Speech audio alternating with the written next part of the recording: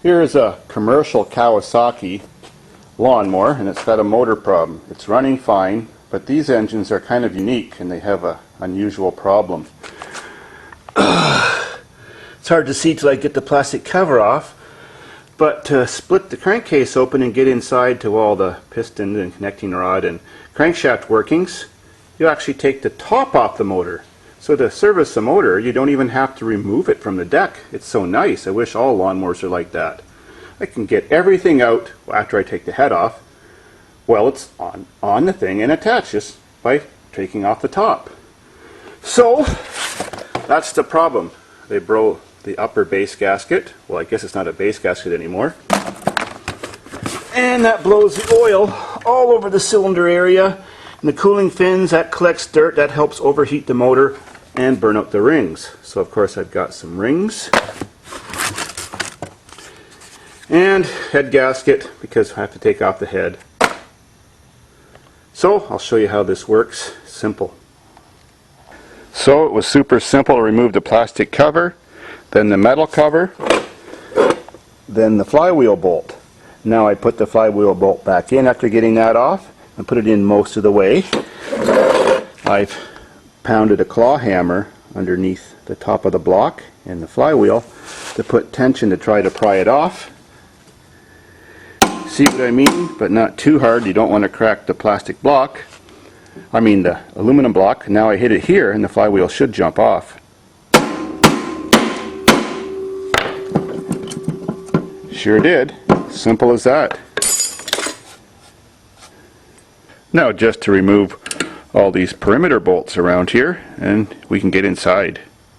So now that all the bolts are out, you just lift this cover right off and get inside. So as you can see, the easiest motor ever to repair and rebuild. Now if you do have to take your camshaft out, there's the two little dots. You'd have to reline up again to make it right. This little counterweight actually moves a little bump that extends the lift of the exhaust lobe to push the push rod, so when it's running at a low RPM it opens the exhaust valve a tiny bit more, bleeds off compression so it's easier to start, and then as soon as it starts running fast this moves over and moves that little raised bump in and the cam works as normal. It's a better idea than some engines have, because some engines just have an extra bump on the camshaft to release exhaust pressure, or I mean compression. But that actually loses a tiny bit of power. This method doesn't. Now to get the head off. Well, couldn't have been easier. 4 bolts holding the head on, 4 bolts holding the rocker cover on, and 2 bolts holding the carb on, and the head is off. Like I said, it was burning oil. It needs re-ringed. Look at those combustion deposits from burning oil all around that spark plug. But everything else looks good. Let's check the cylinder. Not the greatest, but those are narrow grooves and I can just barely feel them with my fingernail. So I'm going to run the portable honing tool that I just use with my electric drill and score up the cylinder a little bit so the new rings will break in and seat pretty well, and that should take away the oil burning and bring compression back to almost normal. This engine was still running. Now to remove the connecting rod bolts, but before you do this in any engine, you put a little scratch or something to mark. So you can always put the rod cap back on as they're a machine set, and they only go on one way. Some engines they only can go on one way and some they don't. So since you don't know till you take it apart, mark it first. And there's lots of room to get in there and do that. Well, that was too easy again. So check the surface that it's not scored, and that looks perfect. And now just shove out the piston.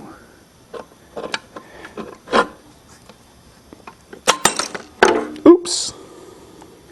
Check that your wrist pin retainer clips are in good condition and still nice and springy. These are. Piston's in great shape. This part of the connecting rod is perfect and not scored. And I took off the top compression ring and put it back in the cylinder just to show you how much wear is on the rings. That gap should only be about 5/1000 of an inch. Right now it's probably 60/1000 of an inch. So I've wetted my deglazing stones with some diesel. Now I'm going to get some of my fingers and wet the cylinder. You shouldn't use oil because oil sort of plugs up all your cutting stones. Now, just stuck it in there by hand. The idea is to have the drill running at a slow speed with your variable speed drill, but go in and out very quickly while trying to hold it in center till you get it looking kind of clean in there, but don't expect to get all the scratches out. That's what reboring is for. Like that. Try not to hit the crankshaft when you're going in and out. It's a bit fast. That's a good speed. Okay, you can see by the silvery color we've done a bit of metal cutting. So let's wipe her out and see if we've done a good enough job yet.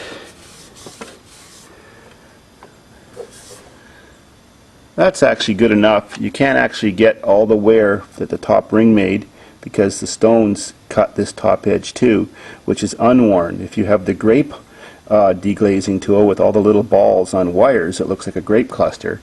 It can get in that spot too. If you want, you can get a little bit of medium sandpaper and scratch that up just a bit.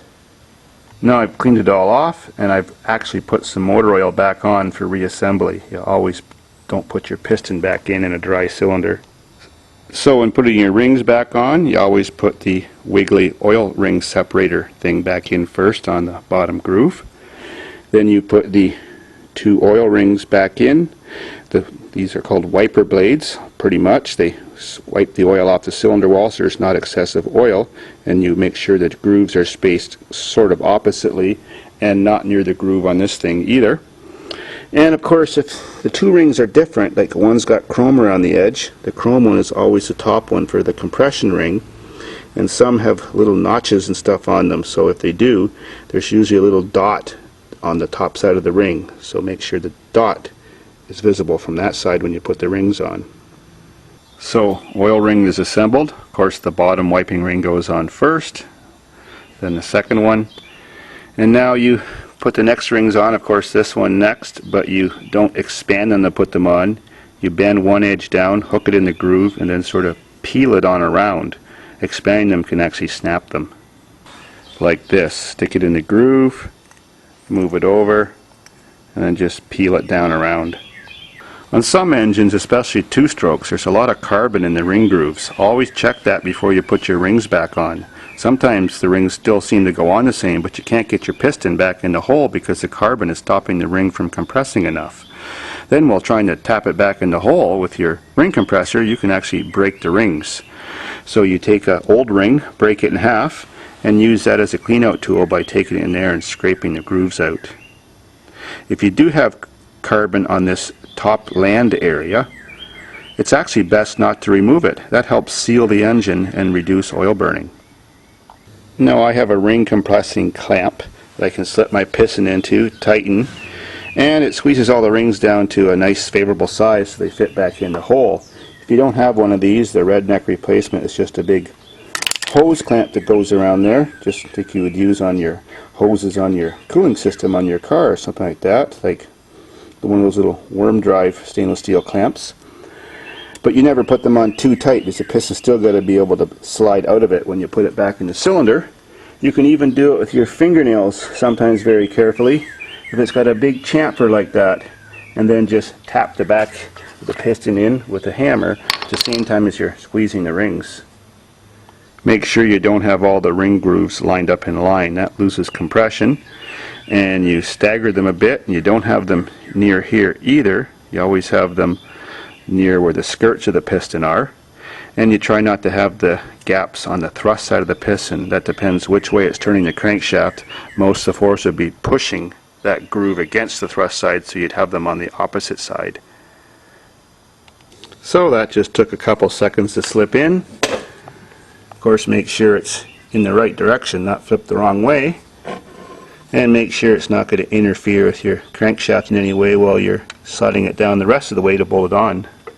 Now once your piston's all the way in, wouldn't hurt to add a little more oil there. And Lots of oil on the